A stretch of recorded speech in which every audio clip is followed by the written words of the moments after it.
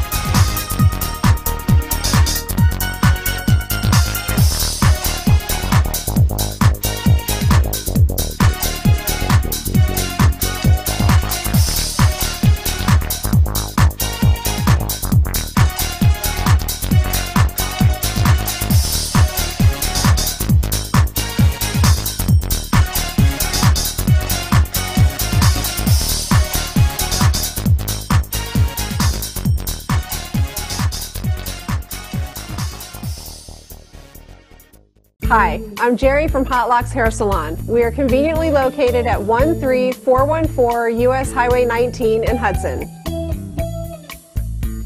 I've been a local hairstylist in our community for the last 34 years, 7 of which I was an educator. Our passion is the artistry of hair, and Hot Locks is here to help you achieve your perfect image. You can call us at 727-514-9978. If you're found guilty of a misdemeanor domestic violence case, you are also banned from having a firearm. However, that should be expanded to other crimes which are also extremely dangerous, such as stalking. If you're convicted of stalking, you should also be banned from having a firearm. Animal abuse. If you abuse animals, you're a danger to society. You should be banned from having a firearm. Or anyone who's convicted of more than one violent misdemeanor, which is a misdemeanor battery not domesticated related. I believe that these people are more of a danger than those people who commit non-violent felonies. All these people, if you are violent, you should lose your right to have a gun. If you are convicted of violating a restraining order, you should lose your right to have a gun. Currently, that's not the law either. Another person who I think should be banned from owning a gun is people who are convicted of DUI. A vehicle is potentially a dangerous weapon and is very lethal.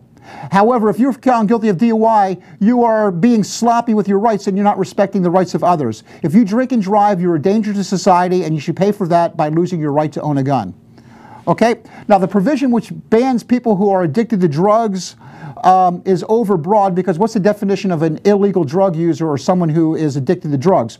Currently under that ban, if you use marijuana, you are banned from owning a firearm. However, you can be a hardcore alcoholic and be allowed to own a firearm, even though many more crimes are perpetrated by people who are drunk as opposed to people who smoke pot.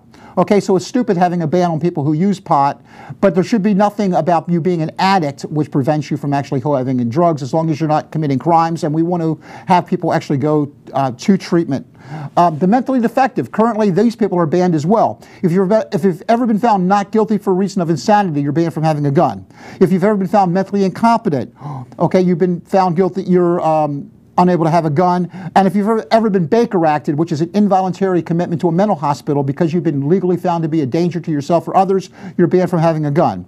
That one, there's a loophole on there, however, is because a lot of people who are Baker Acted, when the police take them to the hospital, as opposed to being involuntarily committed, they sign a release which allows them to be voluntarily committed.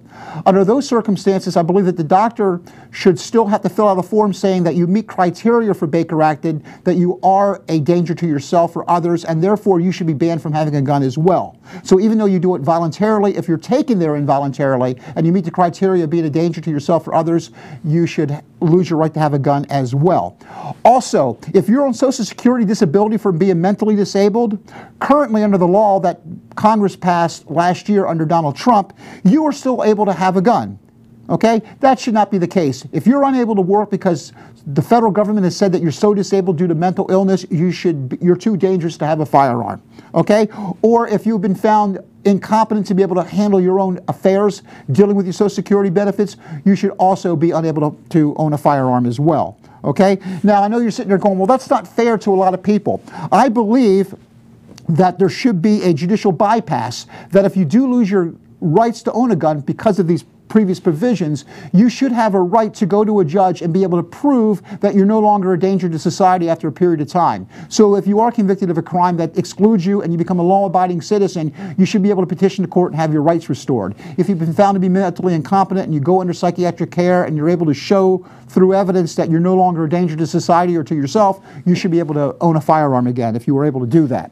Another provision which I think they should expand the people who are banned from having guns is a catch-all provision, which will allow law enforcement or any other interested person from petitioning the court to say that you are, quote unquote, a clear and convincing danger to yourself or others by use of a firearms. That way, for instance, let's say a family member believes that you have a serious drug problem and that you're seriously going to hurt yourself or hurt other people, but you haven't been found guilty of any crimes yet. You've been able to skate through the system. They could be able to petition the court the same way they can petition the court right now to have you locked up for alcohol treatment, to take away your guns temporarily by the court, which you can have the right to defend yourself through a court hearing, but they have to prove that you are a danger. The other people is law enforcement. If you're on the terrorist watch list, for instance, and they believe that you pose a danger because of questionable behavior, but they have no other way to take you off the gun list because you haven't been found guilty of any crimes, at least they can then petition the court, kind of like what they do with the FISA court, so that you lose your right to have a gun temporarily, but you have a right to have a return hearing, go in front of the judge, and present your case so that you can have your rights restored. Okay? That's what I actually believe. Other conditions about what we can do for regular registration is a 5-day waiting period before you buy a gun. This will stop a lot of crimes of passion where people find their wife cheating and get mad and go out and kill their wife. This will give a 5-day waiting period.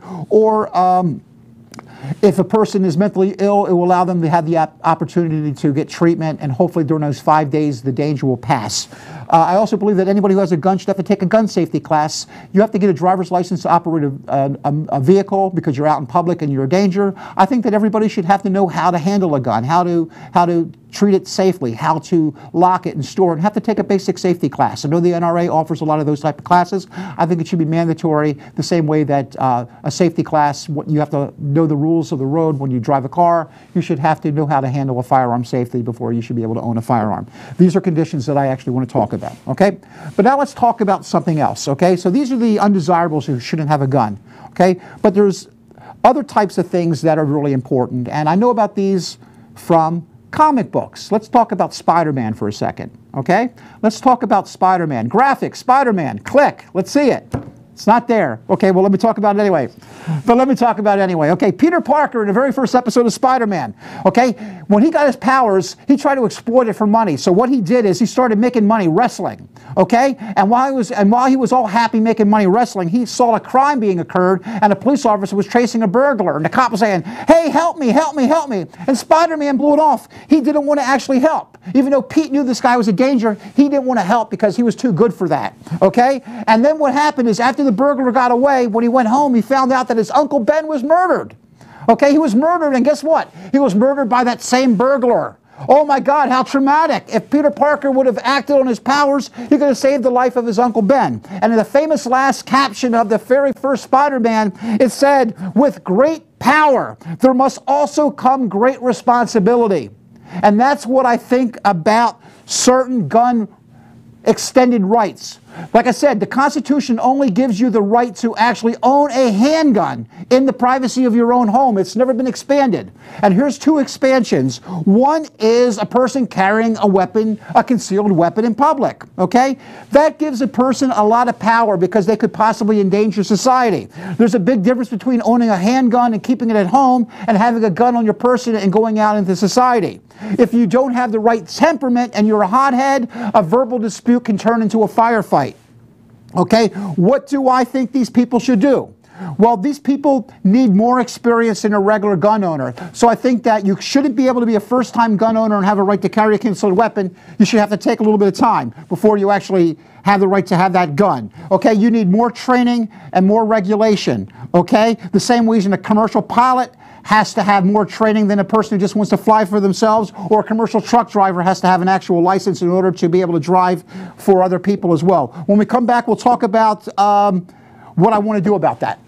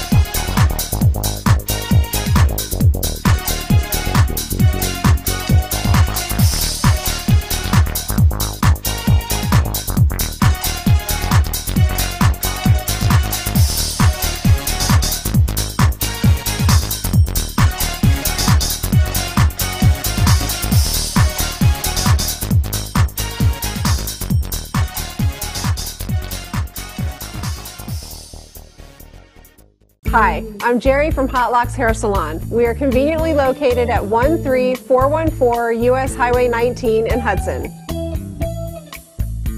I've been a local hairstylist in our community for the last 34 years, 7 of which I was an educator.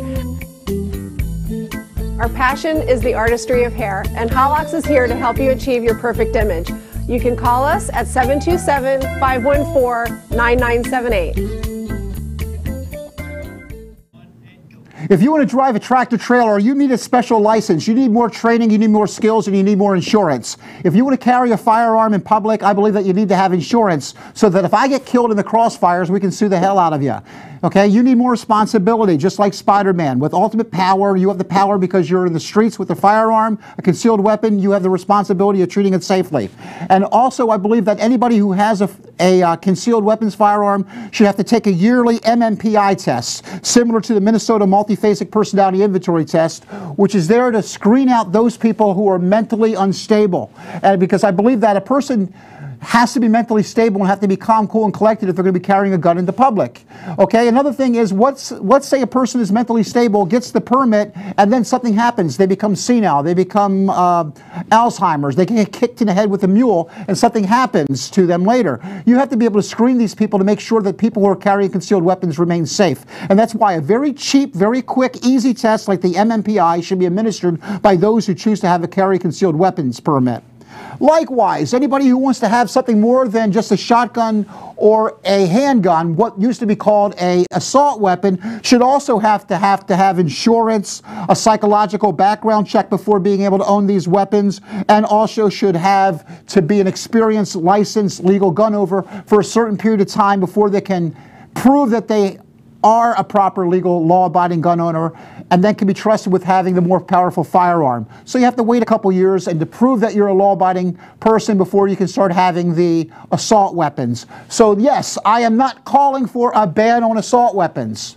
All I'm doing is saying that you have to prove that you have the ability to own it in a legal fashion and that you have to be safe and you have to be sane before you can be proven to have that assault weapon. Because there's a difference between owning a handgun and owning an assault weapon, because you're more dangerous, and like I said, with greater power becomes ultimate responsibility.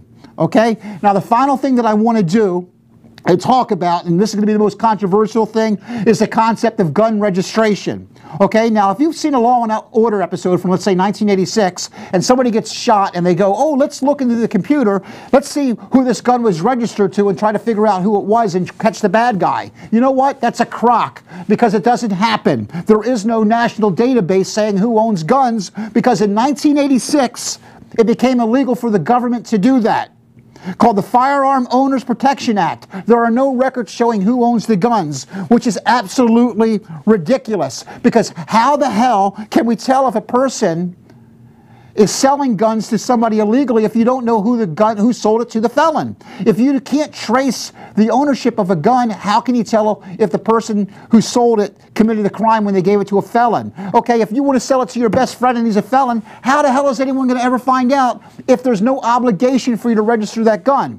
What should happen is, for every transaction of a gun, there should be a registration. It should be done at the gun store where they do the background check, and it should be documented as to who sold the gun and to whom. And then if you lose the gun, or the gun gets stolen or lost, you have a duty to report it. That way, if that gun gets used in a crime and you're the registered owner, you got splaining to do. Okay? That's what we need to do. Also, if you don't register the firearms, let's say you get a restraining order and you lose your right to own a gun. How do they know which guns you have to turn them back over to the government, because you're no longer legally able to have them, if there's no list of guns that you actually have? You might have 10 million guns, but right now there's no way of anyone being able to verify that. All you have to do is file an affidavit in which you say, no, I don't own any guns, and you got to trust them on the honor system. If you become mentally insane and Baker acted or commit any crimes or become a felon, nobody knows what guns you already have. We have to have a list and register the guns. Now, I know the NRA has created this big scare saying that, oh, if we repeal this law, the government's going to come in and take all of our guns from us. What are we going to do? Well, we had this law before 1986, and you know what? You still had your guns. The government never came in and took your guns. Also, there are certain states that have gun registration laws, such as Hawaii and New York, and you know what? They never came in and took all your guns either.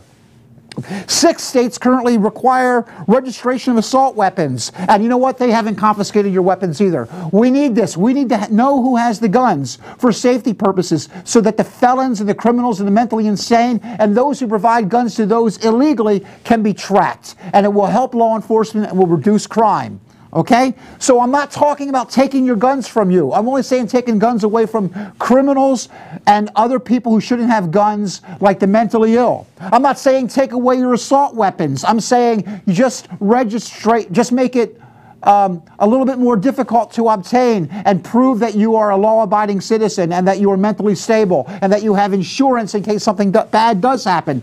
Like I said, it is a balancing test. That's what we have to do, is we have to get together and we have to talk about things. We have to balance the rights of gun owners under the Second Amendment and balance that against the need of society to protect its citizens. Okay? That's what all of my ideas are about. I'm not trying to become extreme. I understand that most people who own guns are law-abiding citizens who will only use it to protect their families. But like I said, the purpose of the NRA was safety. The reason why people want to have guns is safety. They want to protect society. The goal is to reduce gun deaths, and yet the laws that are designed don't do that because of loopholes and other things. For instance, the people talk about how in Chicago there's all these crimes, therefore gun laws don't work. No, local gun laws don't work, because if you can't buy a gun in your local city or county or state, you just go to the next one over and buy it. What we need are federal gun laws, and we need to be able to track this through statistics to see which laws work and which laws don't work. So thank you. For 7 hours I've talked about the Constitution, I've talked about guns, I've talked about assault weapons, I've talked about different programs, I've talked about the NRA, I've talked about my big ideas for changing things, and now the the microwaves of changing everything on the big scale and the small scale. I hope that some of these ideas people listen to. I hope conservatives and gun lovers can able to compromise, because I'm willing to compromise and liberals are willing to compromise as well. But the problem is, if you're not willing to compromise, if all you do is criticize, if all you do is oppose things, then what's going to happen is when liberals do take power back, then they are going to ban your assault weapons. Then they are going to take your guns. Then they are going to confiscate your weapons, and you don't want that to happen. So please compromise. I might not have all the best ideas. If you might have other ideas, let's do it together. Let's have ideas together. But after 7 hours and 14 weeks, I'm finally exhausted the gun topic on Fight Back. Next week, we're going to do something a little bit different. Okay, we're going to have guests coming on who are running for political office here in Pasco County. So our first guest next week, hopefully if she can still make it, is running for county commissioner in Pasco County. And I'm going to talk to her about what she plans to do if she's elected to the county commissioner here locally. So I hope that you enjoyed the last 7 hours, and I'll see you next week.